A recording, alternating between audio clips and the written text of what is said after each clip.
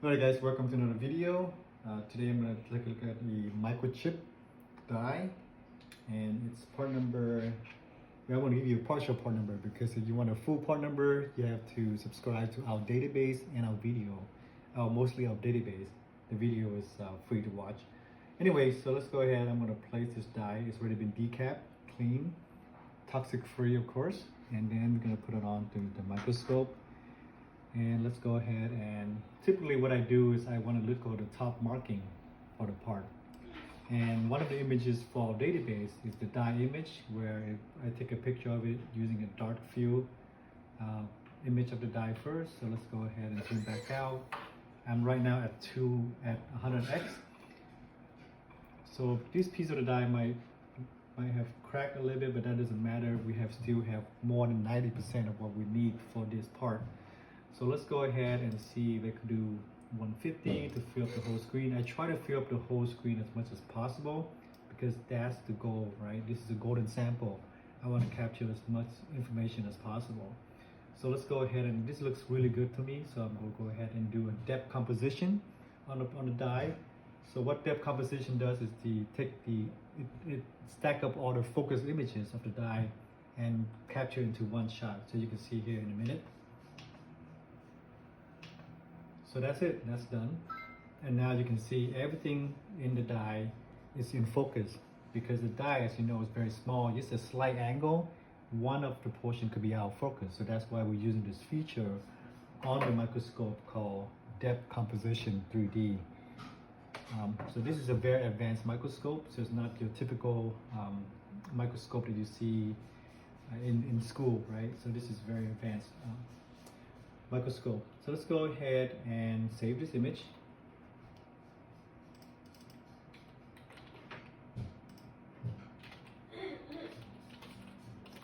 And of course the images are available through our database for subscribers only. So you need to be a chipsID database member to access these images. But these are golden samples, so that's why we take good care of them, make sure they're highest quality possible. So what I would do next is I want to go to the bright field image of the die, and you can see is switching off the die bright field, and from the bright field here I try to look for all the markings. So even with the crack here that you see on the screen, you can still see the marking out here. So let's go ahead and zoom around, and I'm actually going to up the magnification. For this size die I typically do about 300x on this, so that way you can see much clearer, as you can see now with the marking. You can see how blurry it is because you're higher up in focus. So this part number is 25LC256, and the part marking has nothing to do with that, and that's normal, right, for a die. Typically the manufacturer or the OCM, original component manufacturer, they don't necessarily have to disclose what the die top marking is. It's up to you to capture that golden sample. So, you know, if you get the part from the open market without a golden sample reference, it's very difficult without a golden sample. In this case, the two part number and the die topography do not match, but we also know that Microchip acquire AdMail, so AdMail is okay. So let's go ahead and capture the image of this die right now. So I'm at 300x. So what I typically do is I'm going to go around, look for all the markings, and I also record the video of it. So let's go ahead and start recording. And you don't see any service like this, even lab service, record a die video like this, right? So this is beautiful. I'm going around, I'm looking for all the marking. So far, this one area right here has all the marking about this die. So let's go ahead and go down some more, go around the perimeter of the die to see any additional markings. And there's no marking so far beside that corner. These are just all the circuitry on the die. Beautiful layout. I love looking at die pattern because they look like a city from the top down. So let's go ahead and start stitching them together. So let's go ahead and stitch them together. So I'm going to brighten this up a little bit more, as you can see. And let's go ahead and use the serial recording feature. So what it does is that, as you can see at 300x, there's no way the die can fit into one screen. So what I do, I'm stitching them together, and also I'm also recording the depth composition of it. So I'm using 3D image stitching and I do a reset because that's a previous part. I'm setting 2 corners of a rectangle. So I'm going to top left corner to the bottom right corner, right? So I'm going to go ahead and do that. And I just say set the bottom right corner, and I'm going to check to make sure all the corners are within the screen, so that way I'm not missing any part of the die. And I click next. So after that, it's tell me to go ahead and look at the the uppermost. So set the uppermost of the die. So I'm going all the way up, so you can see it's blurry because I'm zooming out the die.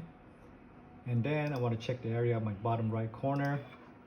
It's also blurry. That means it's good. I'm up enough, and I'm going to say set upper limit. And then for the lower limit, I'm doing the same thing. I'm going lower. As you can see, it's in focus and then out of focus. I mean, because I'm pushing it further lower to make sure that everything is being captured. Same thing as the top left corner is blurry, so that means I push far enough. So let's go ahead and start stitching the part. Typically, this is what we do. So it's going to calculate how long it takes to stitch this image at 300x, as you can see. And then, so it takes about 41 seconds per die. For this one, sorry, not per die. For this particular die at 300x, it takes 41 seconds. But what it does, as you can see, it's stitching a part of the die together and also does the image composition at the same time. So no one does this right now in the market except for chipsID, because we are the first golden sample database in the entire world to capture a die at this high resolution and also a video recording of the die. So right now what it does is compile, it's already taken all the images together. It's going to compile it into one full image for me. And for this one, the marking is kind of small, so I'm going to go ahead and zoom in to about maybe 700x or even 1000x. So it looks like let's go ahead and do 1000x on this one right here. I'm going to go 1000x on this die. So you can see the lens is switching from 500 to 2500x, right? Because I'm at 700, so that's in between those that lens capability. So here you can see, right? You can see add mail, but you can see how some part of the die is in focus and some is out of focus. That is because at this level, any different in elevation of the part, it will be out of focus.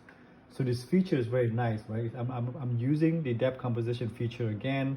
I'm going as far as possible, and I'm going to press this button here, and it's going to go to the top. So you can see me pressing this button and press it again. It's going to start bottom up, and when it's out of focus, that means I'm already out of view. So now you can see everything is in focus for me. You can see Atmail 358, and the part number is 25LC256. No correlation at all, right? But again, this is a golden sample, so we have traceability back to the original component manufacturer. So I'm going to go ahead and save this as well. Again, all of this will be available in our database for all subscribed members in the database.